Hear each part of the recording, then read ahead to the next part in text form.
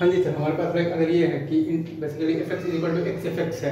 और basically integral from 1 to 3 x square into F dash x into D x बराबर दिया हुआ है -12 और integral from 1 to 3 x cube into F double dash x into D x बराबर दिया हुआ है 14।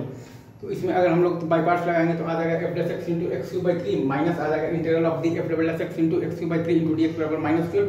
तो वो 40 दिया हुआ है integral from 1 to 3 x cube into F double dash x into D X, तो वो रख दिया है। और बेसिकली एफ एक्स बराबर दिया हुआ है एक्स एफ एक्स, तो एफ डैश एक्स आ जाएगा F x plus x F dash x. तो वहाँ से यहाँ पर जब वैल्यू रखेंगे तो फाइनल इक्वेशन आ जाएगा 9 F dash 3 minus F dash 1 और फिर आ जाएगा प्लस 32 इज इक्वल टू 0। और अब हम लोग फिर से इंटीग्रल फ्रॉम जो 1 to 3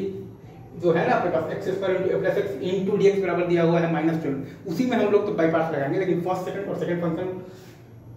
लेकिन फर्स्ट फंक्शन और सेकंड फंक्शन को हम लोग अलग अलग मान कर लगाएंगे। तो X square into F X minus आ जाएगा 2 टाइम इंटीग्रल फ्रॉम बेसिकली तो 1 to 3 x into F X into D x बराबर है -12 और उसका वैल्यू रख दिए हैं तो -36 माइनस और उसको मान लिए हैं तो के, तो 2k बराबर आ गया है अपने पास -12, तो k बराबर अपने पास आ गया है -12, राइट। मतलब कि integral of X F X into D X आ गया है बेसिकली मेरे पास आ गया है -12, मतलब कि इंटीग्रल ऑफ दी तो क्या तो F X into D x बराबर आ गया है मेरे पास -12, राइट। ये आपको समझ में आ गया क्या अच्छे से। इंटीग्रल ऑफ दी आपके पास आया है x F X into D x बराबर आपके पास आ गया है -12, मतलब कि आपके पास आया है integral of F x D x बराबर आ गया है आपके पास -12, राइट। ऑब्वियसली फ्रॉम 1 to 3 है, इतना तो समझ जाओ, जान लो क्या इसे क्या 1 to 3 एंजॉय करो, ठीक।